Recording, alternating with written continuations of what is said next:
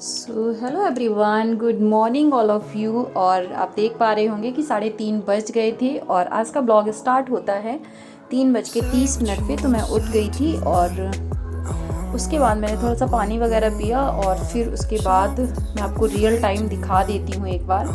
यहाँ पे आप देख सकते हैं कि आपका 3:32 AM हो चुका था। और क्योंकि कल मैंने ब्लॉग भी शूट नहीं किया, एक्चुअली कल मैंने मॉर्निंग में नहीं पढ़ाई की थी, तो दिन में की थी, फिर उतना इफ़ेक्टिव ब्लॉग नहीं हो पाता है क्योंकि जब आप मॉर्निंग में पढ़ते हो तो वो बात ही कुछ अलग होती है और एक मोटिवेशन भी है वो वहीं से मिलता है। तो इसलिए मैंने कल ब्लॉग भी शूट नहीं किया। एक्चुअली मैंने एक छोटा सा ब्रेक लिया था कल, क्योंकि देखो आप जब लगातार आपकी नींद भी पूरी नहीं हो रही होती है और आप बराबर से आप पढ़ते रहते हो, तो इससे अच्छा है कि आप डॉक्टर के पास जाओ, तबीयत ख़राब हो जाए, इससे अच्छा है कि आप एक ब्रेक ले लो छोटा सा। तो कल मैं नहीं उठी थी, कल मैं लेट उठी थी 7 बजे और उसके बाद मैंने 10 बजे ही पढ़ना स्टार्ट किया था। तो इसलिए मैंने कल ब्लॉग भी शूट नहीं किया और 3:53 यानी कि लगभग 3:55 यानी कि 4 के आसपास हो गया था और मैं बैठ गई हूँ पढ़ने। तो आज मॉर्निंग में सबसे पहले मैंने वोकैब को किया था, क्योंकि जो मेरे नंबर कट हो रहे हैं वो सबसे ज़्यादा वोकैब में हो रहे हैं। और वोकैब इतनी न्यू वोकैब आ जाती हैं हर टेस्ट में, तो पिछले वालों की याद करो लेकिन नेक्स्ट में फिर वैसे ही आ जाती हैं। तो मैं वोकैब को बहुत ज़्यादा सोच रही हूँ कि वोकैब में नंबर जो कट रहे हैं वो नहीं कटने चाहिए। तो मैंने पहले तो वोकैब को नोट डाउन किया था जो मैंने पिछली दे रखी थी, और जो टेस्ट में मेरे गलत हुए थे उन सबको मैंने नोट डाउन किया और इसको फिर मैं रिवाइज़ करूँगी। उसके बाद मैं कुछ न्यू टेस्ट वगैरह भी दूंगी जिससे कि मैं फिर से। और देखो कुछ व्यूअर्स पूछ रहे थे कि आपने ये नहीं बताया आप मैथ कहाँ से कर रहे हो। तो मैं आपको बता दूं कि मैं मैथ जो है परीक्षा प्लस चैनल है, सर बहुत मतलब बेस्ट पढ़ाते हैं।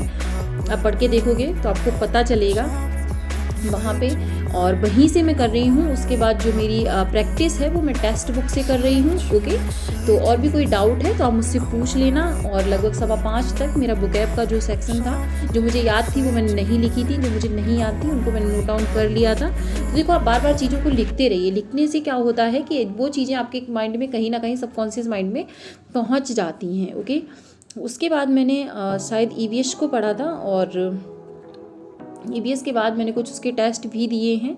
तो टेस्ट मैं आपको दिखा दे रही हूँ। मैं यहाँ पे EVS का ही टेस्ट दे रही थी, तो वही 7, 8, 7, 8, 8, 9 इस तरीके से नंबर्स आ रहे थे उसमें। और मैंने टेस्ट दिए, उसमें जो मेरे क्वेश्चन गलत हुए, जैसे कि काफ़ी होते हैं कि जो पॉइंट वाइज होते हैं, काफ़ी फैक्चुअल क्वेश्चन होते हैं जो कि आपको नहीं आते हैं, तो इस तरीके से मैंने उसको किया था। और उसके बाद लगभग 6:15 पे मुझे पीनी थी चाय, क्योंकि 2 घंटे हो चुके थे। और फिर मैंने बनाई थी गर्मा गर्म चाय और मैं आपको दिखाती हूँ कि खिड़की से अभी भी अंधेरा ही है बाहर और काफ़ी अच्छा लग रहा था मॉर्निंग में।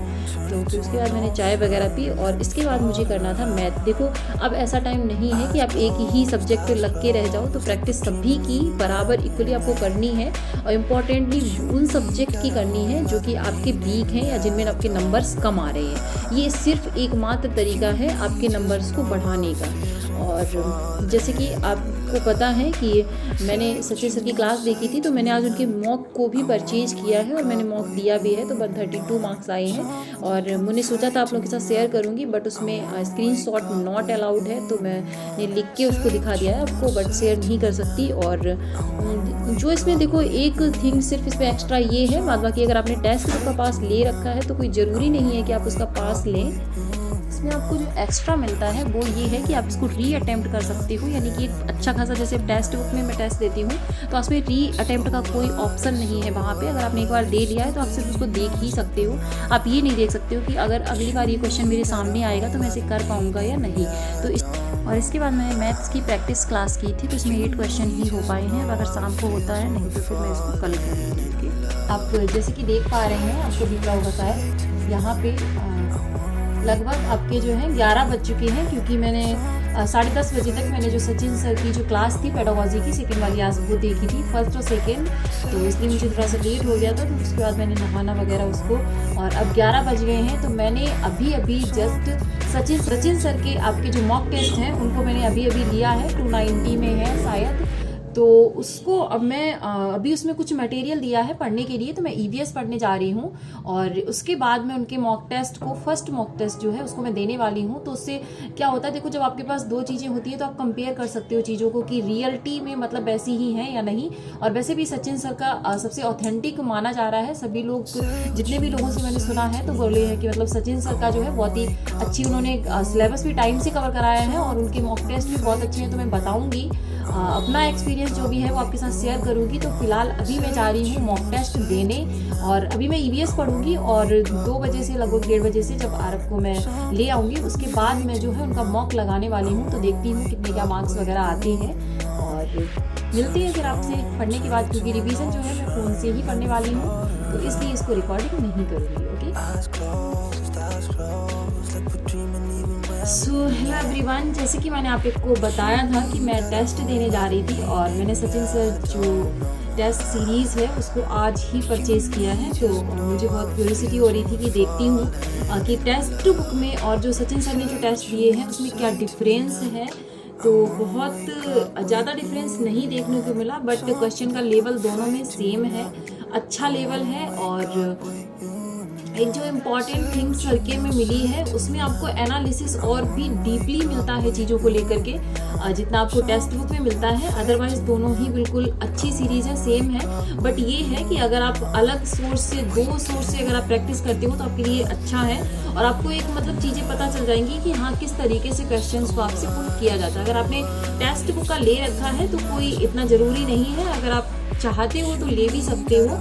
तो मैंने लिया था क्योंकि मुझे लग रहा था कि कहीं ऐसा तो नहीं है कि मतलब टेक्स्ट बुक वैसे है, रिलायबल है बहुत ज़्यादा, बट सचिन सर भी काफ़ी मतलब उनकी भी चीज़ें बिल्कुल ऑथेंटिक होती हैं। तो इसलिए मुझे लगा तो लेना चाहिए और मैंने लिया। मेरे मार्क्स आप लोग स्क्रीन पे देख पा रहे होंगे और ठीक है, जितना कल लेवल गिर गया था तो उससे थोड़ा सा तो हो ही है, क्योंकि वो वाला टेस्ट तो पता नहीं कैसे बट कुछ ज़्यादा ही नंबर। लेकिन अब जो मार्क्स हैं, देखो प्रैक्टिस एक मोस्ट इम्पॉर्टेंट थिंग होती है आपकी तैयारी में, तो प्रैक्टिस को ज़रूर करते रहिएगा। क्योंकि कुछ लोग कहेंगे कि प्रैक्टिस मत करो, प्रैक्टिस से डिमोटिवेट हो गए या वो हो गए। नहीं, अगर आपके मतलब 100+ भी नंबर आ रहे हैं तो आप बिल्कुल प्रैक्टिस करते रहिए। और अगर 100 से नीचे हैं आपके तो आप क्या कीजिएगा, आप अपनी उन चीज़ों को मजबूत कीजिएगा जहाँ पे आपके जो नंबर हैं वो डिक्रीज़ हो रहे हैं। ओके, तो अब मैं बहुत 3 घंटे के टेस्ट के बाद मैं बहुत ज़्यादा थक चुकी हूँ। तो अब मैं थोड़ा सा रेस्ट करूँगी, आरव को मिल्क वगैरह दूँगी और उसके बाद इसको सुलाना है मुझे। तो 4:30 बजे से फिर बच्चे वगैरह आते हैं तो ट्यूशन वगैरह पढ़ानी है। तो अब मैं जो इसका एनालिसिस है उसको मैं 6 से और 8 के बीच में करने वाली हूँ। उसके बाद फिर 10 बजे तक सोना होता है और फिर वही कल का रूटीन फिर से स्टार्ट हो जाता है। तो ये था इसका मेरा प्रोडक्टिव रूटीन कह लीजिए, क्योंकि टेस्ट देना एक अपने आप में ही बहुत बड़ी बात होती है और फिर उसको एनालिसिस भी करना सेम डे। तो ठीक है, इसी तरीके से आप लोग भी अपनी प्रैक्टिस करते रहिएगा और आप उनके मार्क्स कितने आ रहे हैं ज़रूर शेयर कीजिएगा। तो मिलती हूँ फिर नेक्स्ट ब्लॉग में। Okay, bye bye.